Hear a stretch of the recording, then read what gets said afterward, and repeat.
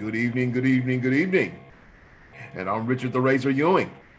And if you're looking at my face, then you know it's GameFACE time.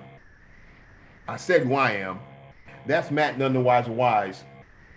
And Matt, before I get started, as you probably know, I got to go to the question. Get them. So if you're trying to figure out how to put together that special cutlery for that holiday dinner, you're on the wrong podcast. And if you're trying to figure out how to cut back on your heating bill because it's cold outside right now, you're on the wrong podcast. But if you're trying to get insight into sports here in the Bay Area, in the San Francisco Bay Area, you just put your GameFACE on. And if you're trying to figure out how to get insight and perspective on sports on a national level, once again, you put your GameFACE on. I'm Richard the Razor Ewing. He's Matt, none the wiser wise. Matt, what do we got? The San Francisco 49ers putting a shellacking on the Atlanta Falcons.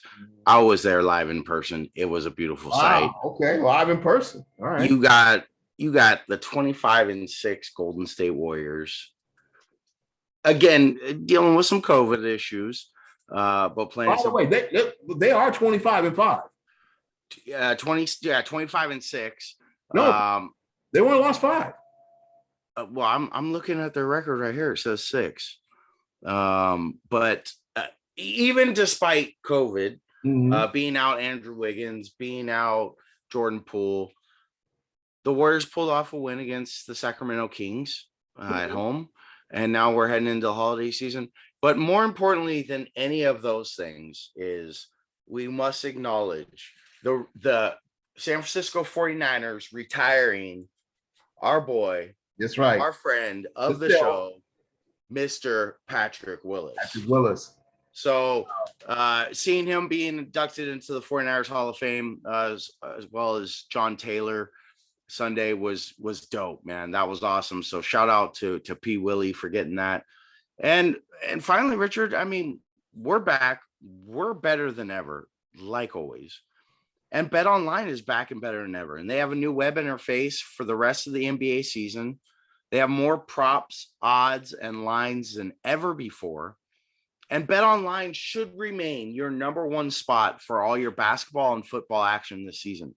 Football is heating up. We're coming into the playoffs.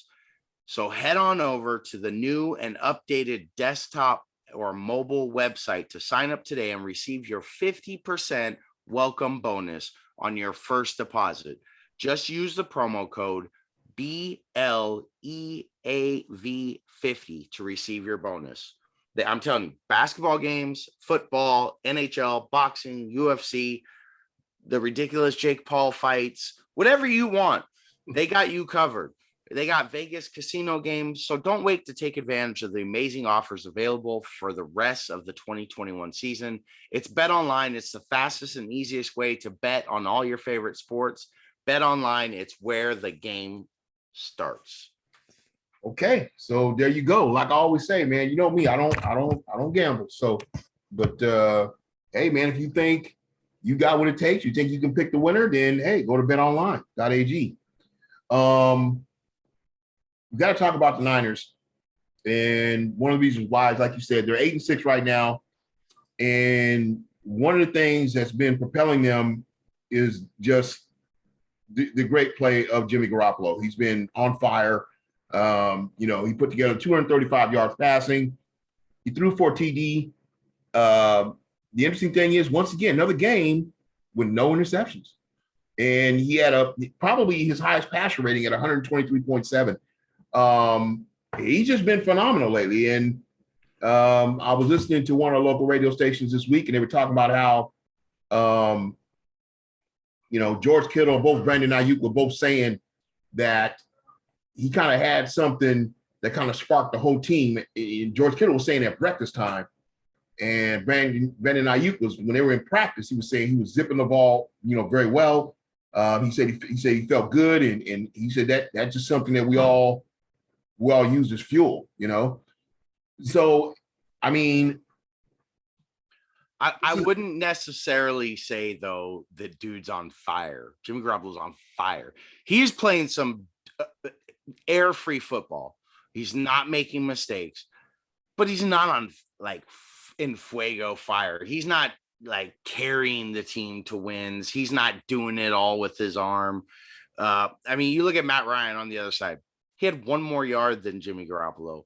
Same stat line, almost 19 for 32. Jimmy did it. But when I say 23, he's not killing it, but he is playing good football, and that's what you need. Yeah, but I'm saying when I say he's on fire for Garoppolo, it is because, I mean, but is that enough to get you through the playoffs? That would be my question. Well, right now, yeah. If something happens, barring health, which we're going to touch that a little bit too, but I'm saying for Garoppolo right now, he is on fire because you have to look at the fact that, this is a guy who, even though he has, the best intentions, he's had games where, he's been averaging an interception per game. And so now the last 3 games, the guy has not thrown any interceptions and he's putting the ball in the end zone. And he's still averaging over 230 yards per game.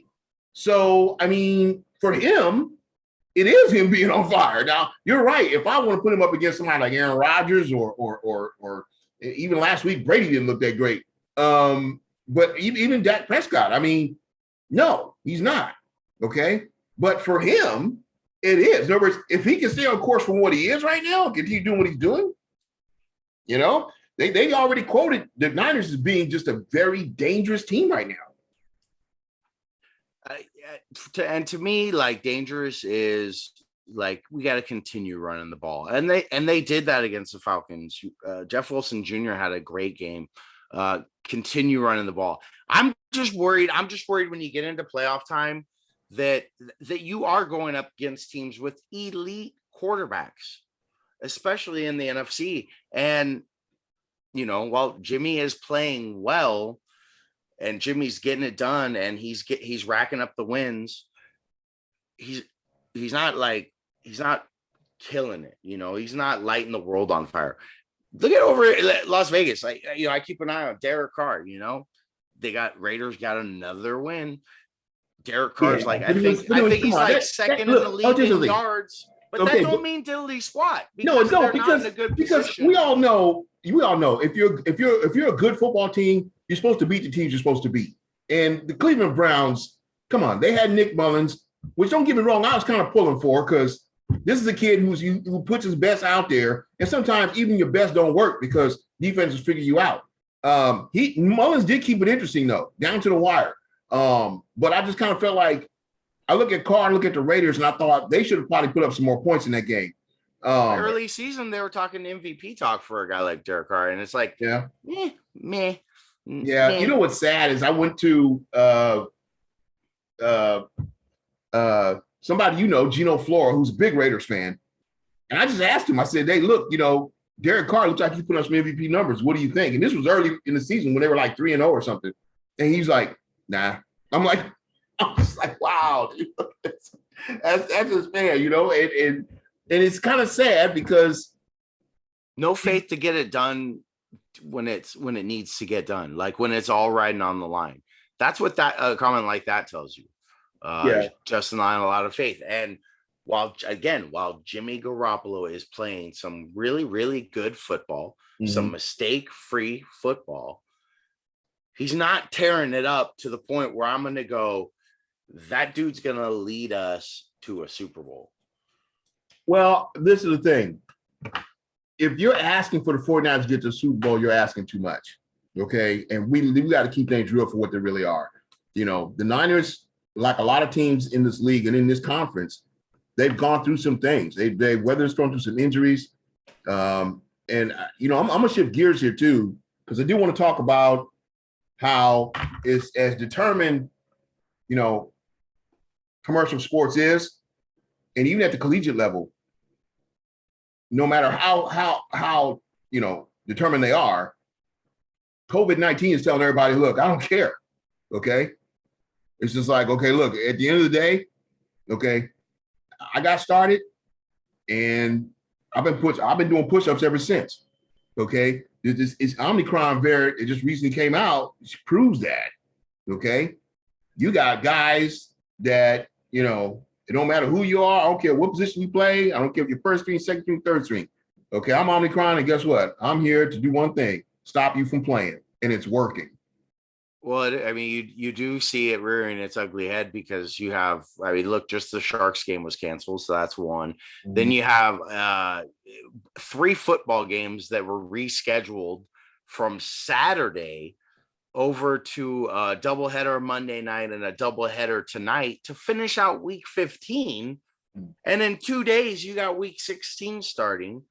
You've got basketball players dropping like flies. You got Andrew Wiggins in COVID protocols. You got Jordan Poole in COVID protocols. Yeah, man, it sucks. And it makes me wonder, like, how much longer are like the fans going to be able to stay in these packed out arenas? I mean, don't get me wrong, it's fun having the fans, it's fun being at the sporting events, but man, you're just cramped. Like I said, I was at the Niners game, man, and it was cramped. Like, you're sitting in your seat, I'm sharing COVID with the guy sitting next to me, we're rubbing knees, so, who knows? I would like to say goodbye to COVID, but we can't quite yet. But what we can say goodbye to, Richard, is really buying our wives really, really dull gifts. And if you don't want to make that mistake, head over to Lightbox Labs, where they have the most brilliant grown diamonds, and they are the brightest gift of the year. It's the best thing your wife's going to get. They use cutting edge technology and innovative techniques. We're talking about COVID and science trying to beat COVID. These guys over at Lightbox, they've cracked the science of sparkle. I mean, that's impressive. Maybe we need to get these guys on COVID to crack the science of COVID, but they've cracked the science of sparkle, and they're creating the highest quality lab grown diamonds you can find. And at a super duper light price of $800 per carat. They have the same chemical makeup of natural diamonds, but are grown in a lab. Who doesn't like things grown in a lab? Because of their process, they can create stones in blush pink or a beautiful blue as well, or a classic white. Lightbox lab-grown diamonds are the gift that you'll never want to take off, quite honestly. They're priced so that you won't even have to take them off. They really do make any outfit sparkle. They can make some 2 dull dummies like us sparkle. There you go. So visit lightboxjewelry.com to add sparkle to your holiday shopping. That's lightboxjewelry.com. Lightbox diamonds, never a dull moment.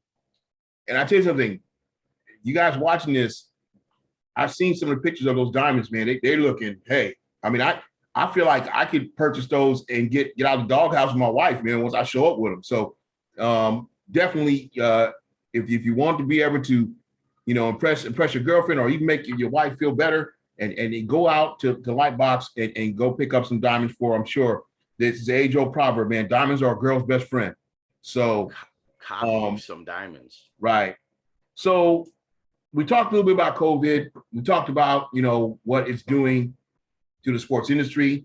Games are being canceled. Matter of fact, the NHL is on a full pause right now. If I remember correctly, they decided they're shutting everything down. I got a feeling I wouldn't be surprised if this outbreak continues, and if it gets more and more, where they can't seem to keep, the positivity rate at a low rate, they may start moving over to the other franchises as well. But the one thing I am hearing is that if you have your vaccination and your booster, that the outbreak itself, the symptoms are very minimal, okay? And you're not going to be hospitalized. So, obviously vaccinations and getting boosters is the answer, okay? I have my booster scheduled next week, I believe.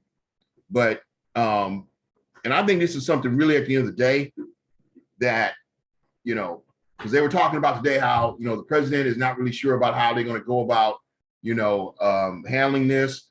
He's not doing, full mandates on vaccinations.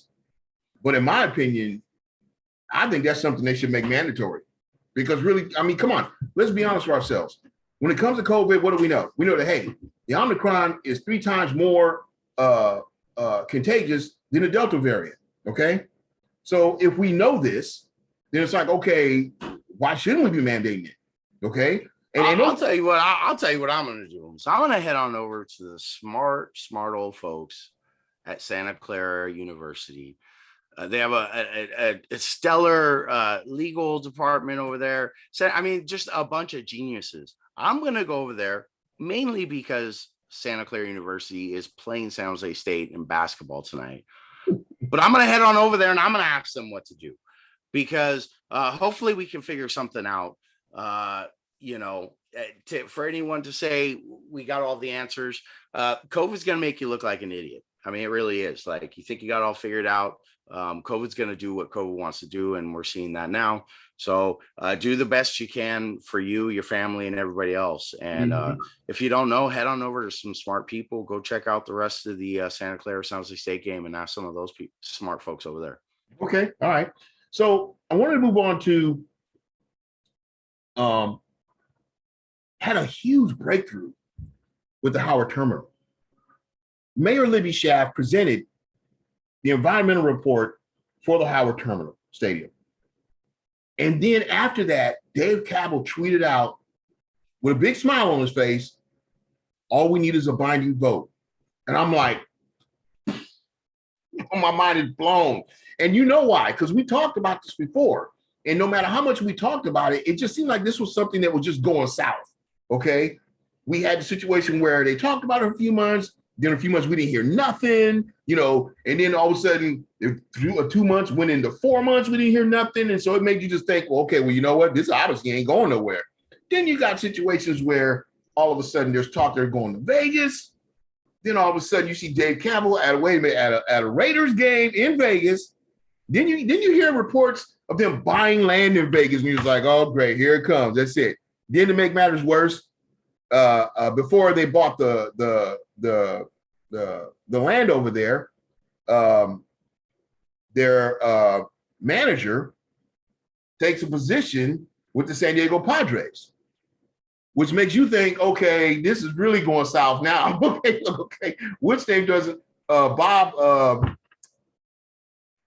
I don't know why I can't think of Melvin. Yeah, Bob Melvin doesn't want to stay it open. I'm like, okay, this is really bad. Okay. But to see Libby Schaaf come out with that environmental report and to get that tweet from Dave Cabell, I'm just like, okay, you know what? This may still happen. Yeah, that was their article on was it The Real Deal? I think I was reading something about that. I mean, it's just another. It's as the sands of time drip through the hourglass of our Oakland A's bleeding sports hearts. It's just another episode of where will the Oakland A's land? Okay, so then let me ask you your opinion. Based on what we just went through and what I know and what I told you, you still think that this thing about Oakland is not going to happen? I really would like it to. I mean, I really would. I mean, I think. Yeah, but do you think? Honestly, no, you don't. No. You don't believe it's going to happen. Okay. No, I think there's just so much bad blood between the ownership and the city that at this point it's like any roadblock is it's doomed. I mean, I just feel it's doomed. Like, just all the talk. Maybe I'll be proved wrong and I'll be checking out some Oakland A's games at a dope stadium in downtown Oakland. I don't know, but I do feel like it's run its course here, unfortunately. Okay, well, I tell you something. I'm going to be the optimist here.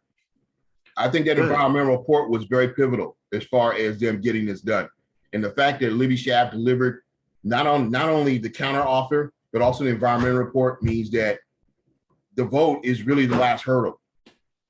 Okay, because obviously for Cabell to tweet that out, there must have been some type of agreement on the price.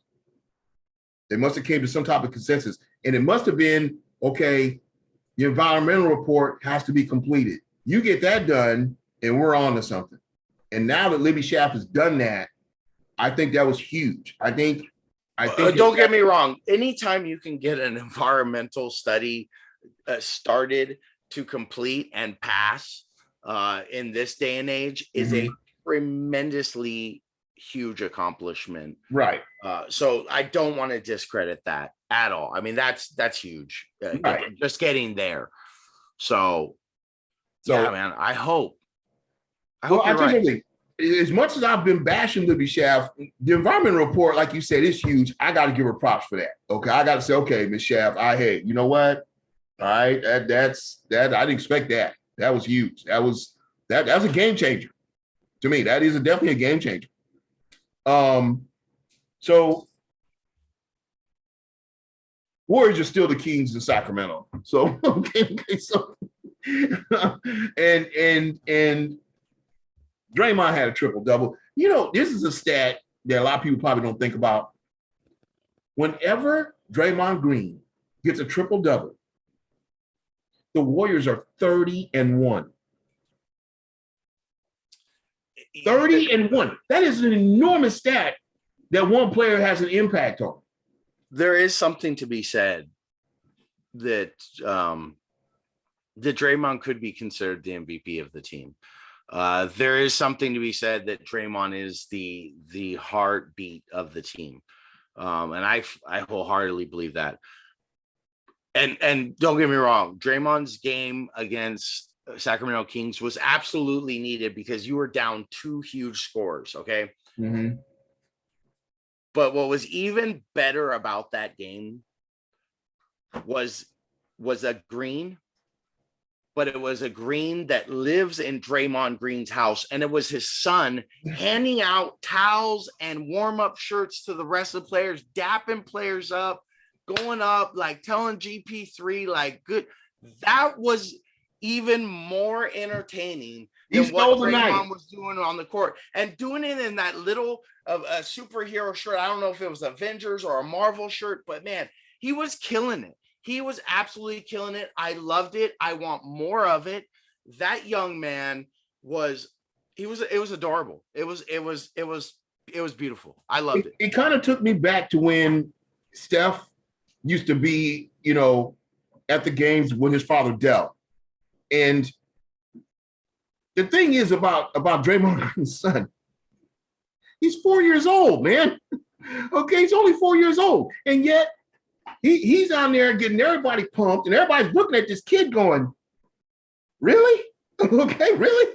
He's doing this right now? I mean, some of the Sacramento Kings players had stopped to watch. They're like, what is going on with this kid? Okay. And it was adorable. You're right. I mean, you couldn't help but to focus on Draymond Green's son. You couldn't help but to. He was the most entertaining and the most famous person after that game.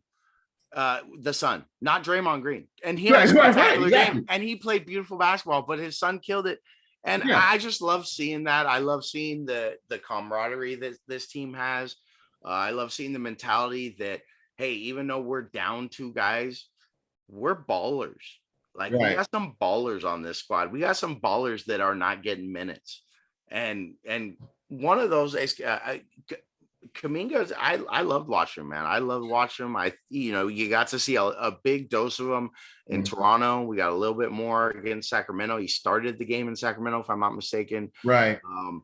Dude, the Warriors are exciting for sure. Yeah. And that's just when Clay comes back, scary.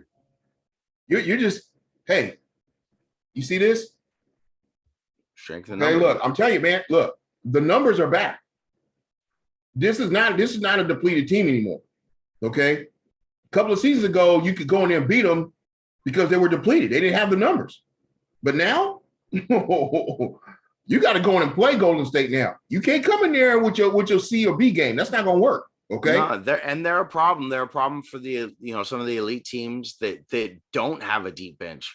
I think like the Lakers, man. I drank the Kool-Aid, man. I thought the Lakers were going to be something special this year with the addition of Russell Westbrook, and you have AD healthy and LeBron. Hot garbage, man. They don't have a bench. I don't like. There's not enough scoring. Like the Warriors, dude. They got. Lakers don't stand a chance at this point. They better make some huge moves before the trade deadline. I never really bought into the Russell Westbrook acquisition. I think one of the reasons why I just saw him, play for I don't know why I can't think of the team right now that he came from. OKC. Yeah. I saw him in OKC and I just thought he just doesn't. he's one of those guys, and he kind of reminds me a lot of except his game. In other words, he has stepped up to the focus. Okay, and there's guys in the league that are like that, where they want the focus because they just want the focus. Okay, because of what they did in the past or what they make you believe they're going to do.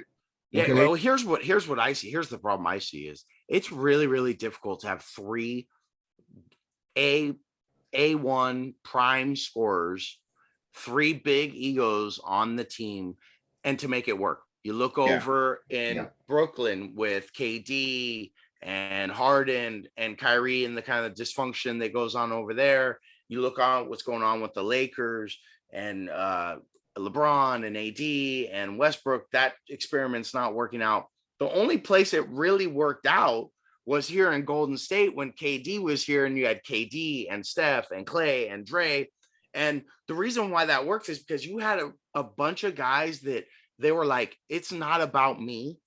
It's not about my stats. It's not about my points. It's not about my assists. It's about this team, and it's about winning, and it's about winning championships and multiple championships. And I'm not saying that those other teams don't have that mentality, but Russell Westbrook's going to do what Russell Westbrook wants to do in a game. And sometimes you need him to do less of him. Yeah. And now that contribute to the overall, goal of the team. And I think that's something that's missing over there in LA. I just don't think they're focusing on the goal of the team. It's like, and I think if they can manage to get everybody on board with that and say, okay, look, this is our goal. Okay. We need everybody to contribute. I think of when Oubre was here, and one of the reasons why he's not here anymore is because he didn't want to follow through with what the coaching staff had expressed. Look, this is what we need from you.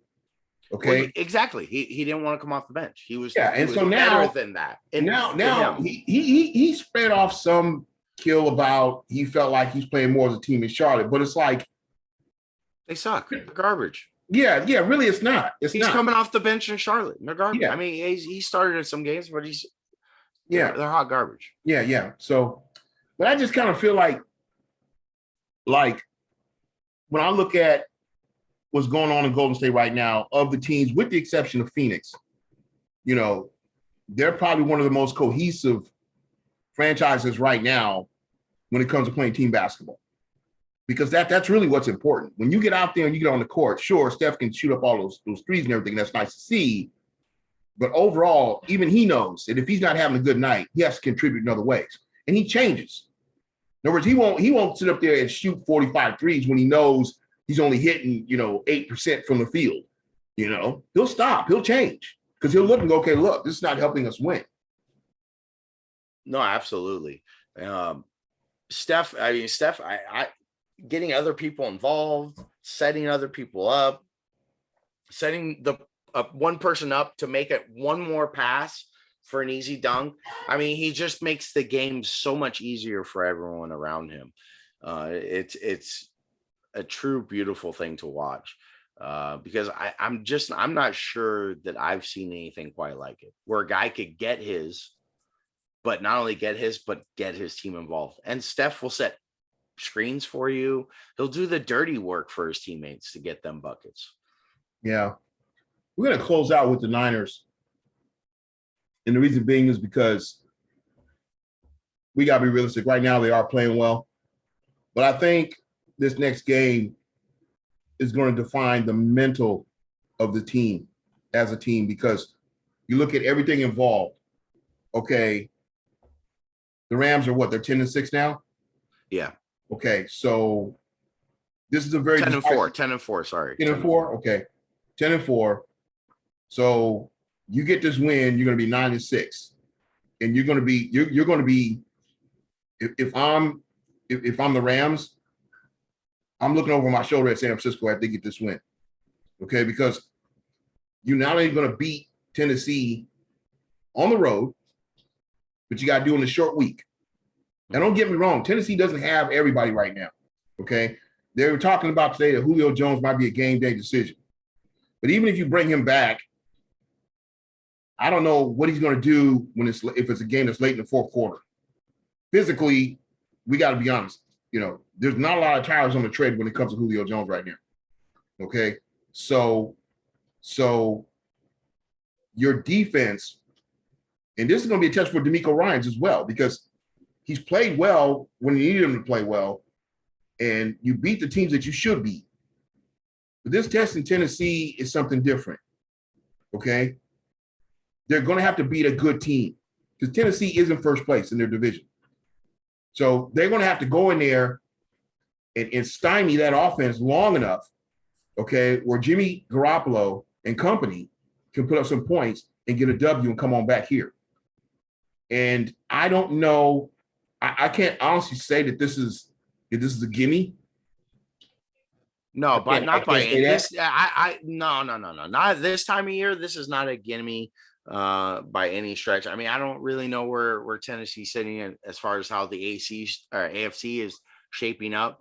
But let's be honest, the AFC is the AFC. So it really doesn't matter. Like there's 2 or 3 teams you got to worry about. Right. What's really, really concerning for me is and I've been saying it all year long is the secondary, the DBs, the corners, the safeties for the San Francisco 49ers. And now you're going into this week. I'll read you the injury report. Emmanuel Mosley, injury reserved. Hafanga, safety, questionable. Alshire, linebacker, out. Tavarius Moore, safety, out. So, and there were some amazing catches just wide receivers made in the game on Sunday, where the Falcons receivers just made some spectacular catches.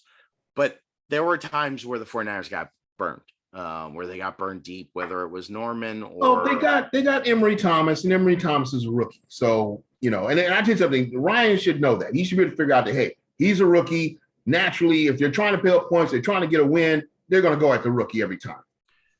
Yeah, and so that's kind of what worries me, because you got Tannehill for the Titans, who could sling the rock. I mean, he could throw it around. He's not a just like Matt Ryan. I mean, he's Matt Ryan. They're both not sleeper quarterbacks. Those dudes can ball. So I think Shanny's going to have him ready. I think it's kind of one of those points. Being around the stadium, man. I'm trying not to buy into the buzz of the stadium. Guys were talking about, we're gonna win out. We're gonna go into the playoffs hot, and I was just kind of like, I don't know, man. Like that'd be tough. You got to win out the last 3 games. Yeah, and the last one is against the Rams. So 49ers may have the Rams number, but still, I mean, that's gonna be a tough game. So 2 out of your last 3 games are gonna be tough games. But I think Shanny's going to have him ready. I think he's got him playing well at the right time of year. Defensive line is getting pressure, and Jimmy, like we said, Jimmy is not making mistakes, and he's putting points on the board. So, well, we're going to close out with the fact that AFC South Titans are 9-5. Okay, Niners are going to have to go down there, and this is the thing, they got to get the win. They got to come back healthy. And when I say healthy, I ain't talking about just physically. We also got to deal with COVID-19 as well, because you are going on the East Coast, okay? And that's where the problems are happening with COVID. Anyway, that's going to wrap up our show today. First of all, those of you listening, thank you. For those of you watching this on YouTube, thank you. And by the way, if you subscribe on YouTube, okay, we'll get you a free T-shirt. Just make sure that you leave your contact information. I'm Richard the Reza Ewis. He's Matt, none the wiser wise. And congratulations to Patrick Willis and to John Taylor being inducted this week in the San Francisco 49ers Hall of Fame. This has been GameFACE. Bay Area Sports Magnified.